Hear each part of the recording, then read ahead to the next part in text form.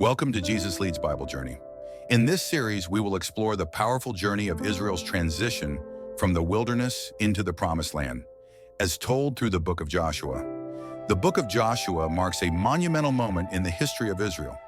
After the death of Moses, Joshua becomes the leader, tasked with guiding Israel into the land that God had promised to their ancestors.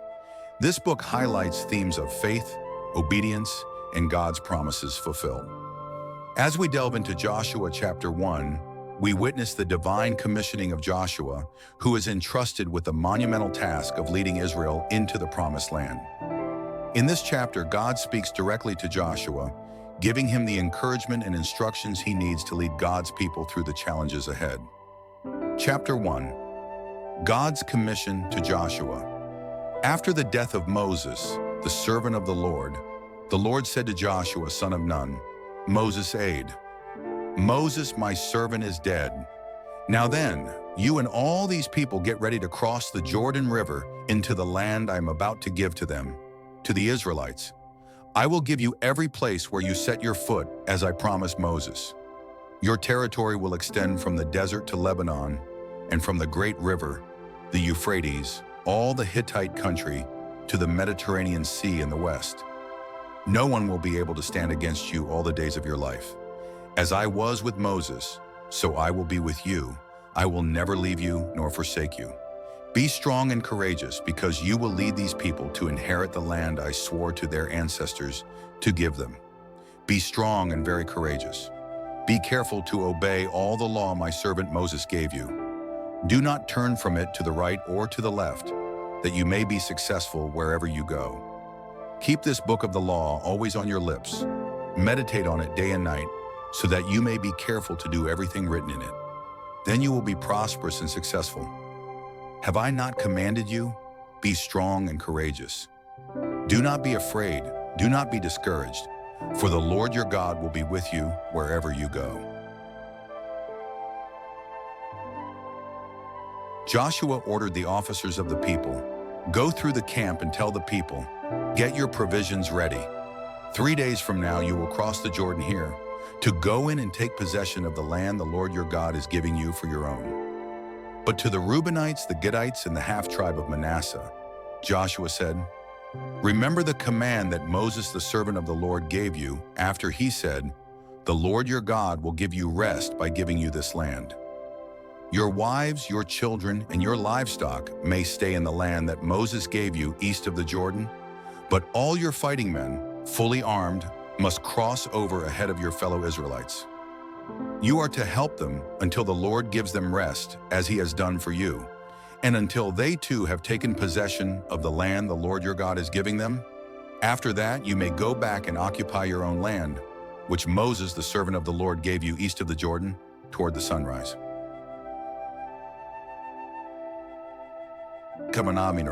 Then they answered Joshua, whatever you have commanded us we will do, and wherever you send us we will go. Just as we fully obeyed Moses, so we will obey you. Only may the Lord your God be with you as he was with Moses. Whoever rebels against your word and does not obey your words, whatever you may command them, will be put to death. Only be strong and courageous. As we reflect on Joshua, chapter 1, we see the profound trust that God places in Joshua, the new leader of Israel. God's words of encouragement to Joshua are words that apply to all of us today. Be strong and courageous. No matter what challenges we face, we are not alone. God promises to be with us, just as he was with Moses and Joshua. In the midst of leadership and new beginnings, we are called to obey God's law, to meditate on it day and night, and to be strong and courageous in our faith. Success and prosperity come from following God's word with all our heart, mind, and soul. Chapter 2. The spies sent to Jericho. Then Joshua son of Nun secretly sent 2 spies from Shittim. He said, go, look over the land, especially Jericho. So they went and entered the house of a prostitute named Rahab and stayed there. The king of Jericho was told, look, some of the Israelites have come here tonight to spy out the land. So the king of Jericho sent this message to Rahab, bring out the men who came to you and entered your house, because they have come to spy out the whole land." But the woman had taken the 2 men and hidden them. She said, "Yes, the men came to me, but I did not know where they had come from." At dusk, when it was time to close the city gate, they left. "I don't know which way they went. Go after them quickly. You may catch up with them." But she had taken them up to the roof and hidden them under the stalks of flax she had laid out on the roof.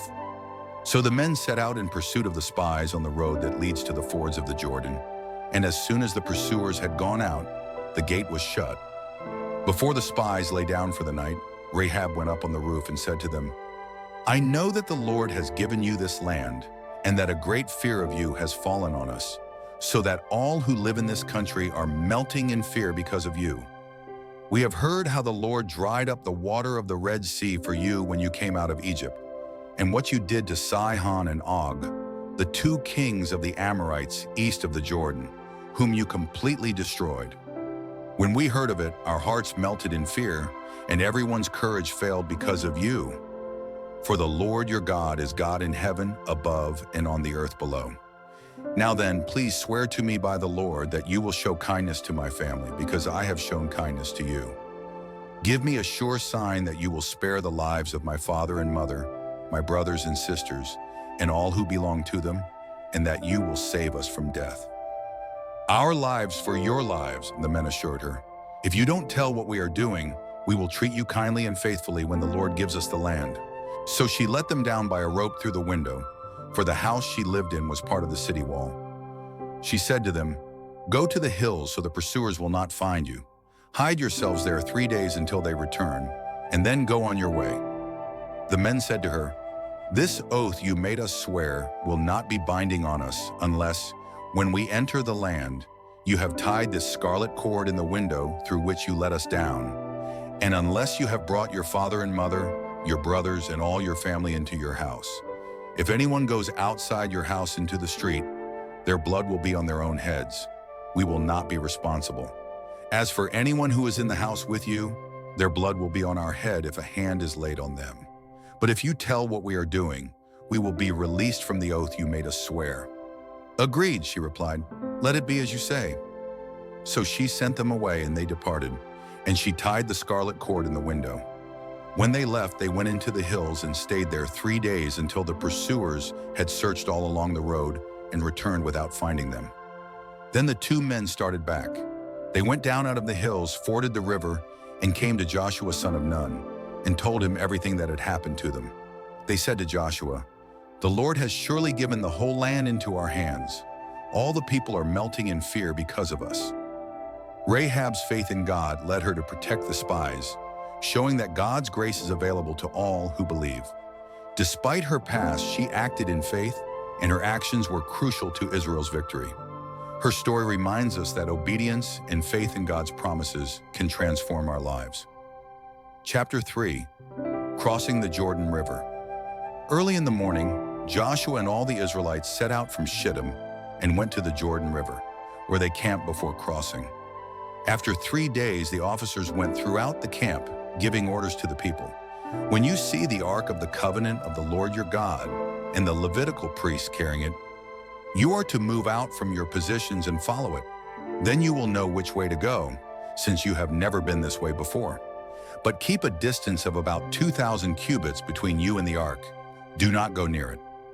Joshua told the people, "Consecrate yourselves, for tomorrow the Lord will do amazing things among you."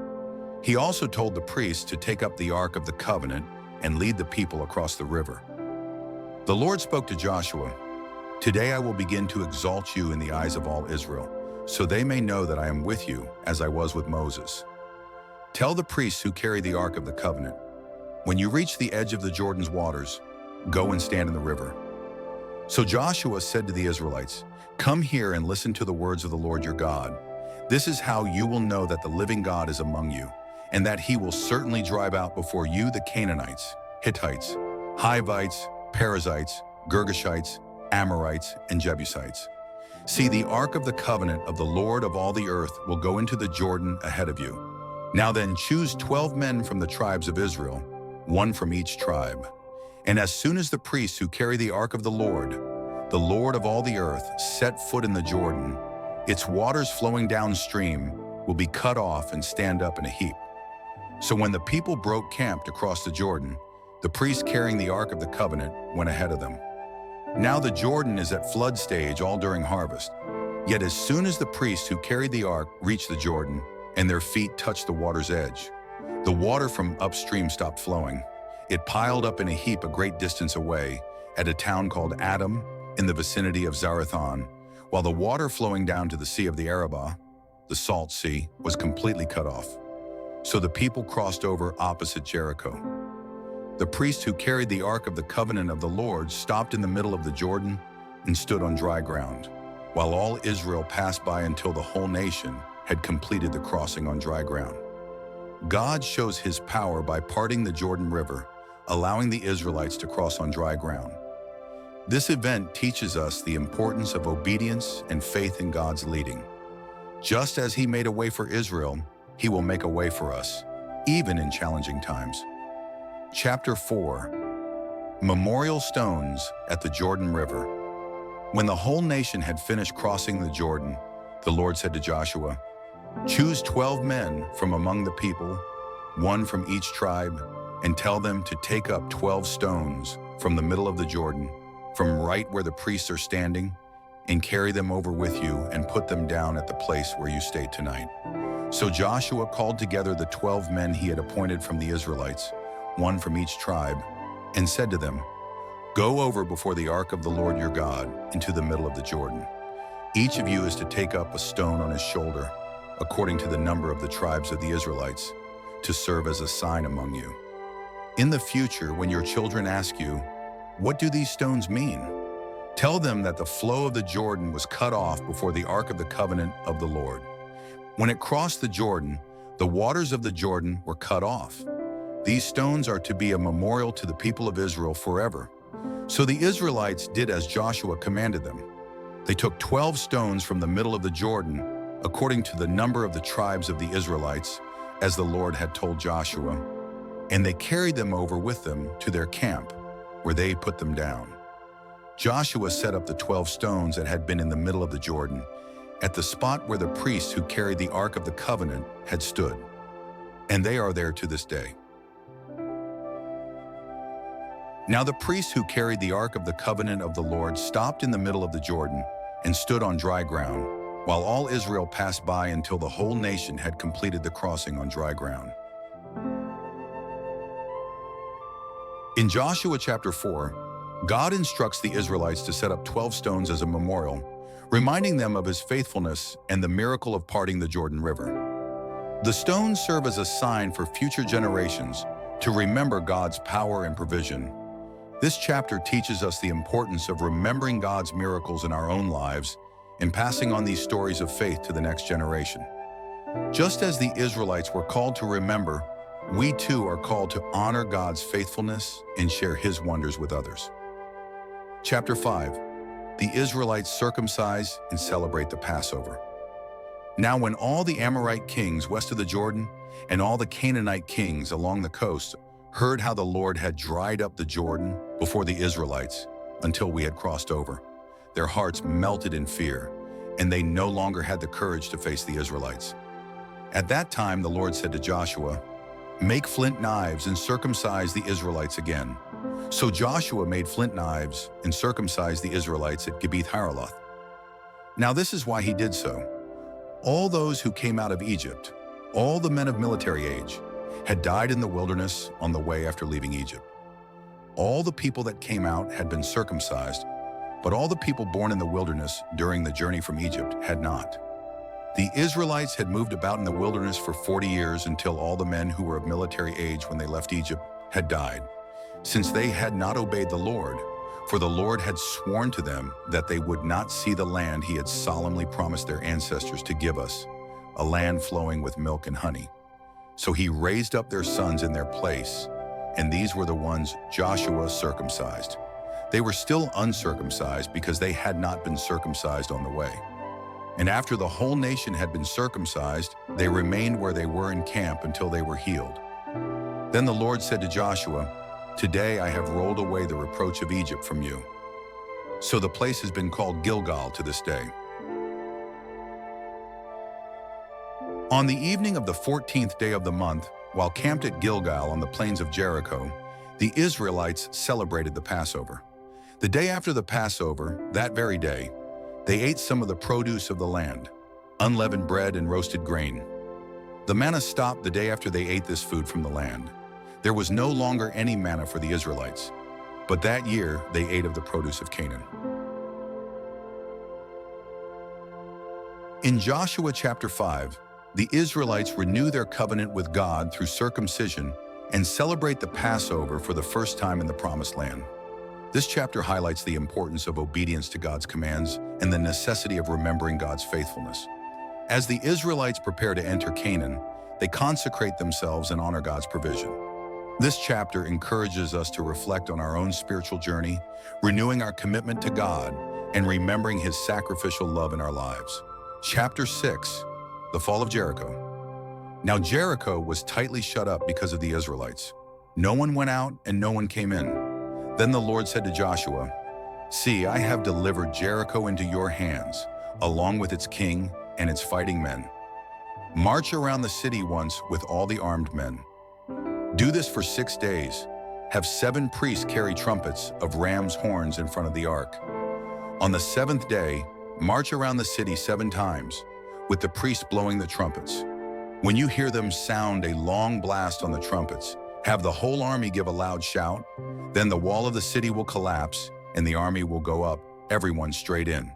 So Joshua son of Nun called the priests and said to them, "Take up the ark of the covenant of the Lord and make 7 priests carry trumpets in front of it." And he ordered the army, "Advance. March around the city with an armed guard going ahead of the ark of the Lord." When Joshua had spoken to the people, the 7 priests carrying the 7 trumpets before the Lord went forward, blowing their trumpets, and the ark of the Lord's covenant followed them. The armed guard marched ahead of the priests who blew the trumpets, and the rear guard followed the ark. All this time the trumpets were sounding. But Joshua had commanded the army, "Do not give a war cry, do not raise your voices, do not say a word until the day I tell you to shout. Then shout." So he had the ark of the Lord carried around the city, circling it once. Then the army returned to camp and spent the night there. Joshua got up early the next morning, and the priests took up the ark of the Lord. The 7 priests carrying the 7 trumpets went forward, marching before the ark of the Lord and blowing the trumpets.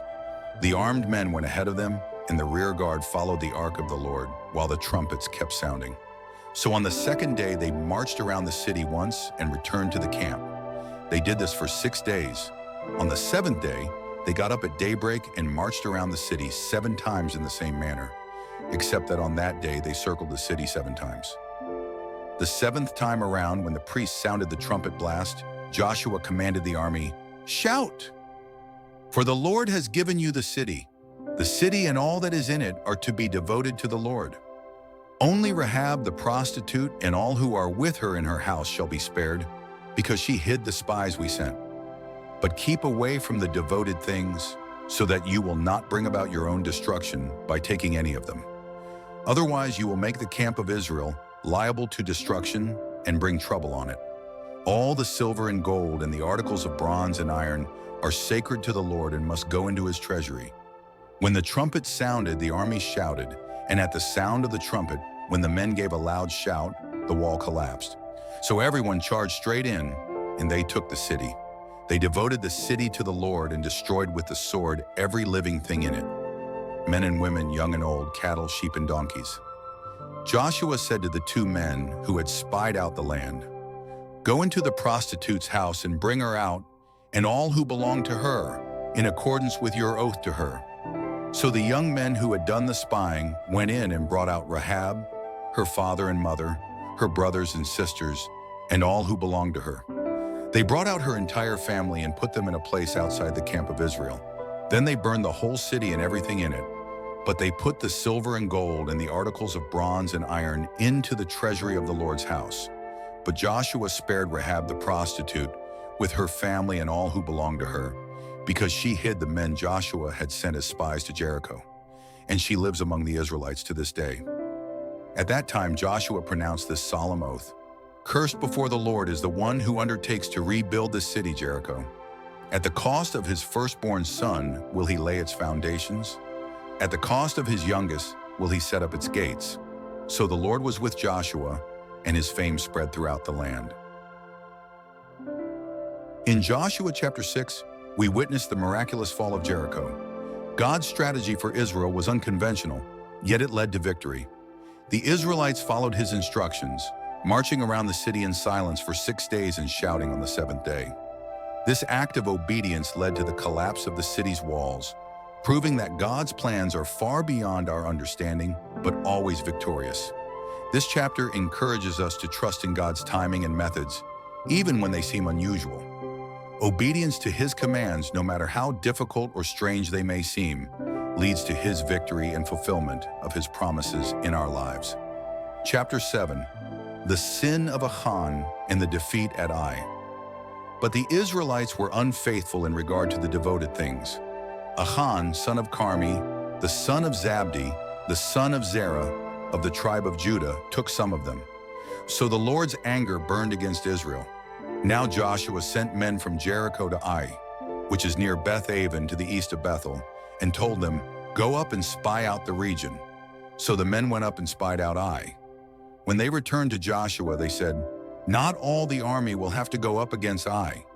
Send 2,000 or 3,000 men to take it, and do not weary the whole army, for only a few people live there." So about 3,000 men went up, but they were routed by the men of Ai, who killed about 36 of them. They chased the Israelites from the city gate as far as the stone quarries, and struck them down on the slopes. At this, the hearts of the people melted and became like water. Then Joshua tore his clothes and fell face down to the ground before the ark of the Lord, remaining there till evening. The elders of Israel did the same, and sprinkled dust on their heads. And Joshua said, "Alas, sovereign Lord, why did you ever bring this people across the Jordan to deliver us into the hands of the Amorites to destroy us? If only we had been content to stay on the other side of the Jordan. What can I say, Lord, now that Israel has been routed by its enemies? The Canaanites and the other people of the country will hear about this, and they will surround us and wipe out our name from the earth. What then will you do for your own great name?"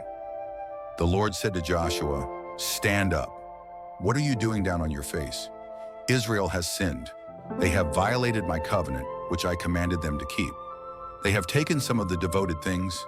They have stolen. They have lied. They have put them with their own possessions. That is why the Israelites cannot stand against their enemies.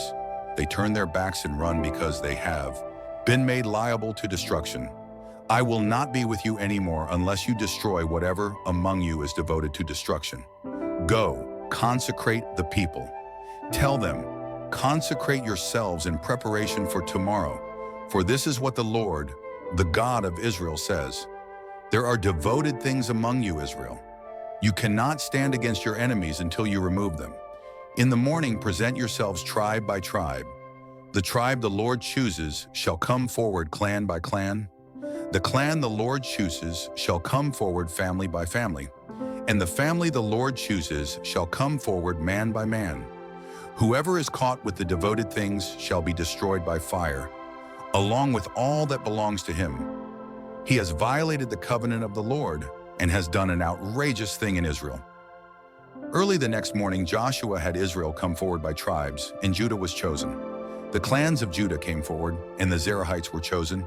He had the clan of the Zerahites come forward by families, and the family of Zimri was chosen. Joshua had his family come forward man by man, and Achan, son of Carmi, the son of Zimri, the son of Zerah, of the tribe of Judah, was chosen. Then Joshua said to Achan, "My son, give glory to the Lord, the God of Israel, and honor him. Tell me what you have done. Do not hide it from me." Achan replied, "It is true. I have sinned against the Lord, the God of Israel. This is what I have done. When I saw in the plunder a beautiful robe from Babylonia, 200 shekels of silver, and a bar of gold weighing 50 shekels, I coveted them and took them. They are hidden in the ground inside my tent with the silver underneath." So Joshua sent messengers, and they ran to the tent, and there it was, hidden in his tent with the silver underneath. They took the things from the tent, brought them to Joshua and all the Israelites, and spread them out before the Lord. Then Joshua, together with all Israel, took Achan, son of Zerah, the silver, the robe, the gold bar, his sons and daughters, his cattle, donkeys and sheep, his tent and all that he had, to the valley of Ahor. Joshua said, "Why have you brought this trouble on us? The Lord will bring trouble on you today." Then all Israel stoned him, and after they had stoned the rest, they burned them. Over Achan they heaped up a large pile of rocks, which remains to this day. Then the Lord turned from his fierce anger. Therefore that place has been called the Valley of Achor ever since. In this chapter, we see how sin can disrupt God's plans and bring consequences that affect others. Achan's disobedience not only cost him, but also endangered the whole nation.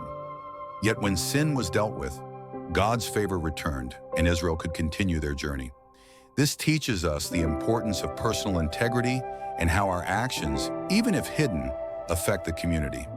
It also reminds us that God is just, but He offers grace and restoration when we repent. Chapter 8, the Battle of Ai. Then the Lord said to Joshua, "Do not be afraid, do not be discouraged.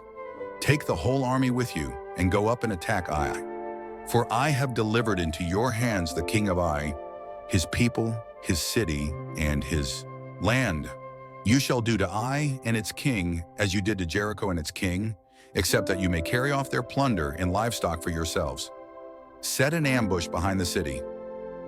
So Joshua and the whole army moved out to attack Ai. He chose 30,000 of his best fighting men and sent them out at night with these orders. "Listen carefully. You are to set an ambush behind the city. Don't go very far from it. All of you be on the alert.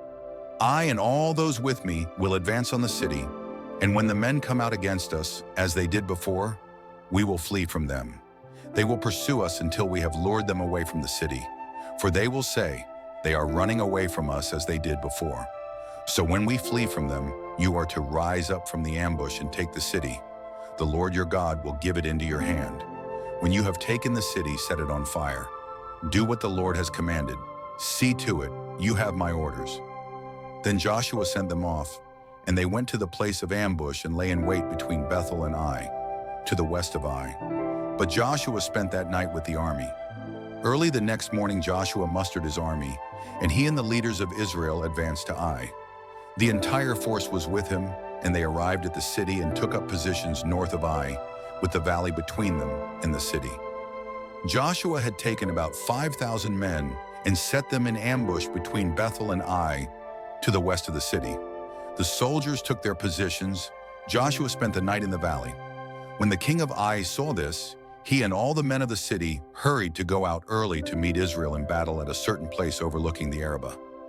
But he did not know that an ambush had been set against him behind the city. Joshua and all Israel let themselves be driven back before them, and they fled toward the wilderness. All the men of Ai were called to pursue them, and they pursued Joshua and were lured away from the city.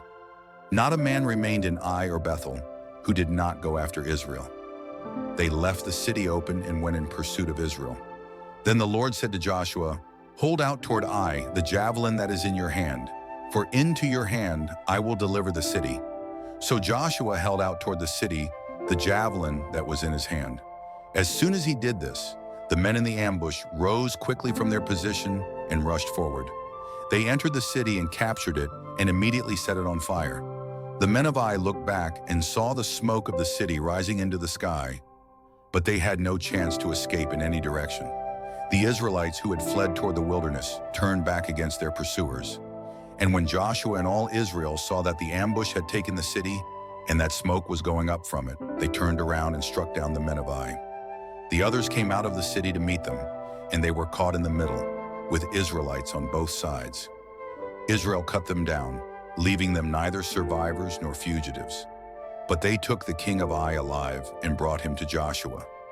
When Israel had finished killing all the men of Ai in the open fields and in the wilderness where they had chased them, and when every one of them had been put to the sword, all the Israelites returned to Ai and killed those who were in it. 12,000 men and women fell that day, all the people of Ai.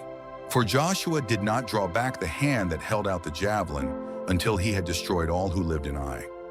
But Israel did carry off for themselves the livestock and plunder of the city, as the Lord had instructed Joshua. So Joshua burned Ai and made it a permanent heap of ruins, a desolate place to this day. He impaled the body of the king of Ai on a pole and left it there until evening. At sunset, Joshua ordered them to take the body from the pole and throw it down at the entrance of the city gate, and they raised a large pile of rocks over it, which remains to this day. Then Joshua built on Mount Ebal an altar to the Lord, the God of Israel, as Moses the servant of the Lord had commanded the Israelites. He built it according to what is written in the book of the law of Moses, an altar of uncut stones on which no iron tool had been used. On it they offered to the Lord burnt offerings and sacrificed fellowship offerings. There, in the presence of the Israelites, Joshua wrote on stones a copy of the law of Moses. All the Israelites, with their elders, officials, and judges, were standing on both sides of the Ark of the Covenant of the Lord, facing the Levitical priests who carried it. Both the foreigners living among them and the native-born were there. Half of the people stood in front of Mount Gerizim, and half of them in front of Mount Ebal, as Moses, the servant of the Lord, had formerly commanded when he gave instructions to bless the people of Israel. Afterward, Joshua read all the words of the law, the blessings and the curses, just as it is written in the book of the law. There was not a word of all that Moses had commanded that Joshua did not read to the whole assembly of Israel, including the women and children and the foreigners who lived among them. In this chapter, we see the Israelites' victory at Ai after their previous defeat, demonstrating that obedience to God's plan leads to success.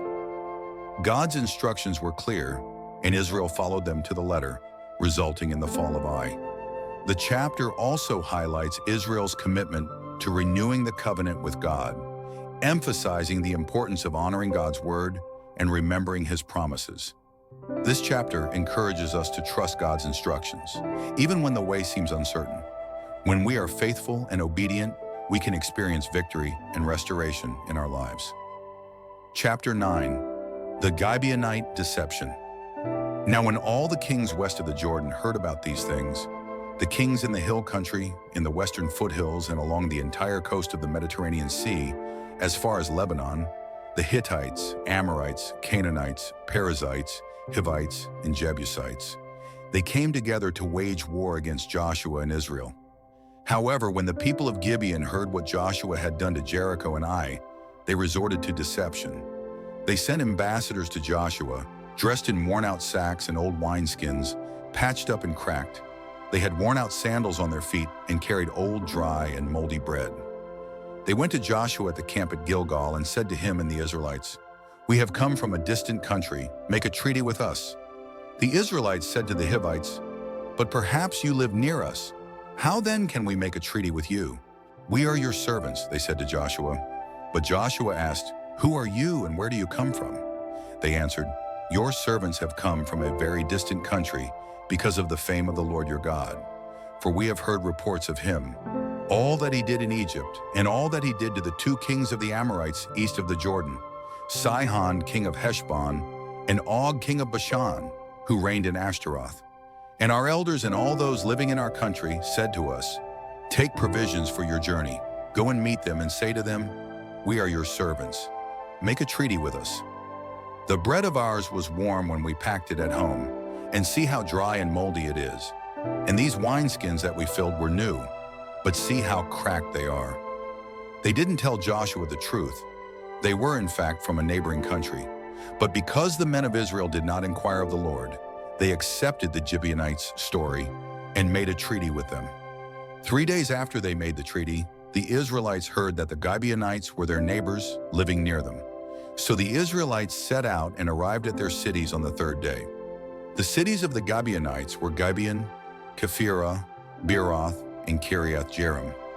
But the Israelites did not attack them, because the leaders of the assembly had sworn an oath to them by the Lord, the God of Israel. The whole assembly grumbled against the leaders, but all the leaders answered, "We have given them our oath by the Lord, the God of Israel, and we cannot touch them now. This is what we will do to them. We will let them live, so that God's wrath will not fall on us for breaking the oath we swore to them." They continued, "Let them live, but let them be woodcutters and water carriers in the service of the whole assembly." So the Gibeonites were assigned to this service, as the leaders had promised. Then Joshua summoned the Gibeonites and said, "Why did you deceive us by saying, 'We live a long way from you,' while actually you live near us?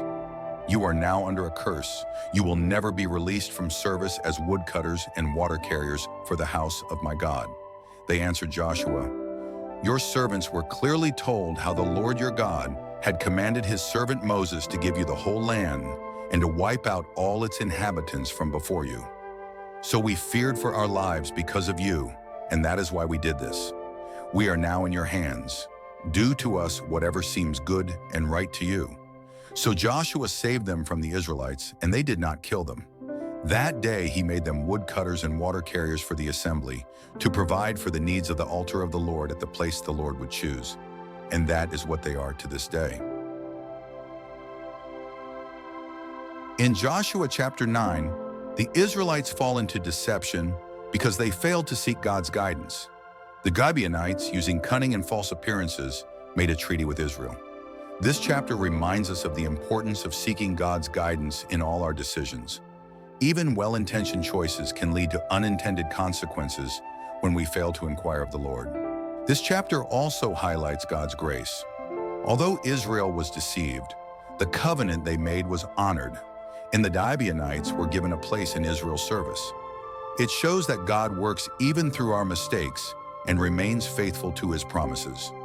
Chapter 10, the sun stands still now. Adoni-Zedek, king of Jerusalem, heard that Joshua had taken Ai and totally destroyed it, doing to Ai and its king as he had done to Jericho and its king, and that the people of Gibeon had made a treaty of peace with Israel and had become their allies. He and his people were very much alarmed at this, because Gibeon was an important city, like one of the royal cities. It was larger than Ai, and all its men were good fighters. So Adoni-Zedek, king of Jerusalem, appealed to the kings of Hebron, Jarmuth, Lachish, and Eglon, saying, "Come up and help me attack Gibeon, because it has made peace with Joshua and the Israelites." Then the 5 kings of the Amorites, the kings of Jerusalem, Hebron, Jarmuth, Lachish, and Eglon, joined forces. They moved up with all their troops and took up positions against Gibeon and attacked it. The Gibeonites then sent word to Joshua at the camp at Gilgal, "Do not abandon your servants. Come up to us quickly and save us. Help us, because all the Amorite kings from the hill country have joined forces against us." So Joshua marched up from Gilgal with his entire army, including all the best fighting men. The Lord said to Joshua, "Do not be afraid of them. I have given them into your hand. Not one of them will be able to withstand you." After an all-night march from Gilgal, Joshua took them by surprise. The Lord threw them into confusion before Israel, so Joshua and the Israelites defeated them completely at Gibeon. Israel pursued them along the road going up to Beth Horon and cut them down all the way to Azekah and Makkedah. As they fled before Israel on the road down from Beth Horon to Azekah, the Lord hurled large hailstones down on them, and more of them died from the hail than were killed by the swords of the Israelites. On the day the Lord gave the Amorites over to Israel, Joshua said to the Lord in the presence of Israel, "Sun, stand still over Gibeon, and you, moon, over the valley of Ajalon." So the sun stood still, and the moon stopped, till the nation avenged itself on its enemies, as it is written in the book of Jashar. The sun stopped in the middle of the sky and delayed going down about a full day. There has never been a day like it before or since, a day when the Lord listened to a human being. Surely the Lord was fighting for Israel. Then Joshua returned with all Israel to the camp at Gilgal. Joshua destroys the 5 kings. Now the 5 kings had fled and hidden in the cave at Makkedah. When Joshua was told that the 5 kings had been found hiding in the cave at Makkedah, he said, "Roll large stones up to the mouth of the cave and post some men there to guard it. But don't stop. Pursue your enemies. Attack them from the rear and don't let them reach their cities, for the Lord your God has given them into your hand." So Joshua and the Israelites defeated them completely, but a few survivors managed to reach their fortified cities. The whole army then returned safely to Joshua at the camp at Makkedah, and no one uttered a word against the Israelites. Joshua gave an order, and they took the 5 kings to the cave, where they had hidden. When they had brought the kings to Joshua, he summoned all the men of Israel and said to the army, "Come here and put your feet on the necks of these kings." So they came forward and placed their feet on their necks. Joshua said to them, "Do not be afraid, do not be discouraged, be strong and courageous. This is what the Lord will do to all the enemies you are going to fight." Then Joshua struck and killed the 5 kings and hung them on 5 trees, and they were left hanging on the trees until evening. At sunset, Joshua gave the order, and they took them down from the trees and threw them into the cave where they had been hiding. At the mouth of the cave, they placed large stones, which are there to this day. That day, Joshua took Makkedah. He put the city and its king to the sword and totally destroyed everyone in it. He left no survivors, and he did to the king of Makkedah as he had done to the king of Jericho. Then Joshua and all Israel with him moved on from Makkedah to Libnah and attacked it. The Lord also gave that city and its king into Israel's hand. The city and everyone in it Joshua put to the sword. He left no survivors there, and he did to its king as he had done to the king of Jericho. In this chapter, we see God's power on display as Israel defeats the kings of the Amorites. Joshua's bold command to God for the sun to stand still was answered, showing the miraculous nature of Israel's victory. With the help of God, Israel triumphed over overwhelming odds. This chapter highlights the importance of faith and obedience. Joshua's trust in God's promise and his courage to act led Israel to a remarkable victory. It also reminds us that with God, nothing is impossible, and his timing and intervention are perfect in fulfilling his purposes. Chapter 11. The Northern Kings Defeated. When King Jabin of Hazor heard of this, he sent word to the kings of Madon, Shimron, and Achshaph, and to the northern kings who were in the mountains, in the Arabah south of Kinnereth, in the western foothills, and in Naphoth Dor on the west, to the Canaanites in the east and west, to the Amorites, Hittites, Perizzites, and Jebusites in the hill country, and to the Hivites below Hermon in the region of Mizpah. They came out with all their troops and a large number of horses and chariots, a huge army, as numerous as the sand on the seashore. All these kings joined forces and made camp together at the waters of Merom to fight against Israel. The Lord said to Joshua, "Do not be afraid of them, because by this time tomorrow I will hand all of them over to Israel, slain. You are to hamstring their horses and burn their chariots." So Joshua and his whole army came against them suddenly at the waters of Merom and attacked them. And the Lord gave them into the hand of Israel, and they defeated them. Israel pursued them as far as Greater Sidon, Misrephoth Maim, and the valley of Mizpah on the east, until no survivors were left. Joshua did to them as the Lord had directed. He hamstrung their horses and burned their chariots. At that time, Joshua turned back and captured Hazor and put its king to the sword. Hazor had been the head of all those kingdoms. Everyone in it they put to the sword. They totally destroyed them, not sparing anyone that breathed, and he burned Hazor itself. Joshua took all these royal cities and their kings and put them to the sword. He totally destroyed them, as Moses the servant of the Lord had commanded. Yet Israel did not burn any of the towns built on their mounds, except Hazor, which Joshua burned. The Israelites carried off for themselves all the plunder and livestock of these cities, but all the people they put to the sword until they completely destroyed them, not sparing anyone that breathed.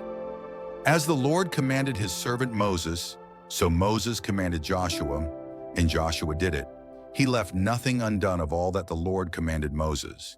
So Joshua took the entire land, the hill country, all the Negev, the whole region of Goshen, the western foothills, the Arabah, the mountains of Israel with their foothills, from Mount Halak, which rises towards Seir, to Baal-Gad in the valley of Lebanon below Mount Hermon.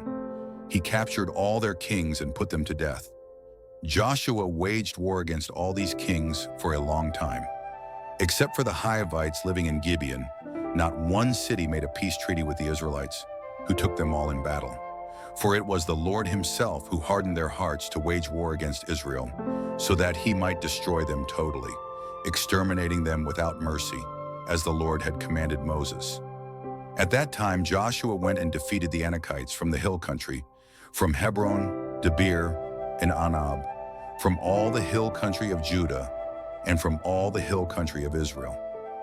Joshua totally destroyed them and their towns. No Anakites were left in Israelite territory. Only in Gaza, Gath, and Ashdod did some remain. So Joshua took the entire land, just as the Lord had directed Moses, and he gave it as an inheritance to Israel, according to their tribal divisions. Then the land had rest from war. In this chapter, Israel defeats a coalition of northern kings and captures their cities. God commands Joshua to destroy the enemy's horses and chariots, demonstrating that God's power is sufficient to defeat even the strongest of enemies. Joshua's obedience to God's command results in complete victory, showing that when we trust God and follow His guidance, He will ensure our success. This chapter highlights God's faithfulness in keeping His promises and how obedience and trust in God's timing lead to victory. Just as Israel was victorious over their enemies, we too can overcome any challenges when we trust in God's strength and follow His commands. Chapter 12. The kings defeated by Moses and Joshua. These are the kings of the land whom the Israelites had defeated and whose territory they took over east of the Jordan, from the Arnon Gorge to Mount Hermon, including all the eastern side of the Arabah. Sihon, king of the Amorites, who reigned in Heshbon, he ruled from Aroer on the rim of the Arnon Gorge, from the middle of the gorge to the Jabbok River, which is the border of the Ammonites. This included half of Gilead. He also ruled over the eastern Arabah, from the Sea of Galilee to the Sea of the Arabah, the Salt Sea, to the foot of the slopes of Pisgah. Og, king of Bashan, one of the last of the Rephates, who reigned in Ashtaroth and Edrei, he ruled over Mount Hermon, Salakah, all of Bashan to the border of the people of Geshur and Makkah, and half of Gilead to the border of Sihon, king of Heshbon. Moses, the servant of the Lord, and the Israelites conquered them. And Moses, the servant of the Lord, gave their land to the Reubenites, the Gadites, and the half-tribe of Manasseh to take as their possession. These are the kings of the land whom Joshua and the Israelites defeated on the west side of the Jordan, from Baal-Gad in the valley of Lebanon to Mount Halak, which rises toward Seir. Joshua gave their land to the tribes of Israel as their inheritance, according to their tribal divisions: the hill country, the western foothills, the Arabah, the mountain slopes, the wilderness, and the Negev, the land of the Hittites, Amorites, Canaanites, Perizzites, Hivites, and Jebusites, the king of Jericho, the king of Ai near Bethel, the king of Jerusalem, the king of Hebron, the king of Jarmuth, the king of Lachish, the king of Eglon, the king of Gezer, the king of Debir, the king of Geder, the king of Hormah, the king of Arad, the king of Libnah, the king of Adullam, the king of Makkedah, the king of Bethel, the king of Tappuah, the king of Hepher, the king of Aphek, the king of Lasharon, the king of Madon, the king of Hazor, the king of Shimron-Meron, the king of Akshaph, the king of Tanach, the king of Megiddo, the king of Kadesh, the king of Jokneam in Carmel, the king of Dor in Naphoth Dor, the king of Goyim in Gilgal, the king of Tirzah, 31 kings in all. In Joshua, chapter 12, we are given a comprehensive list of the kings defeated by Moses and Joshua, representing the major victories Israel achieved as they took possession of the Promised Land. The chapter highlights God's faithfulness in delivering His promises to Israel and the obedience of Joshua and the Israelites in securing their inheritance. It also serves as a reminder that the victories they experienced were not by their own strength, but by God's power and direction. Israel was able to claim the land, but it was ultimately God who gave them the victory.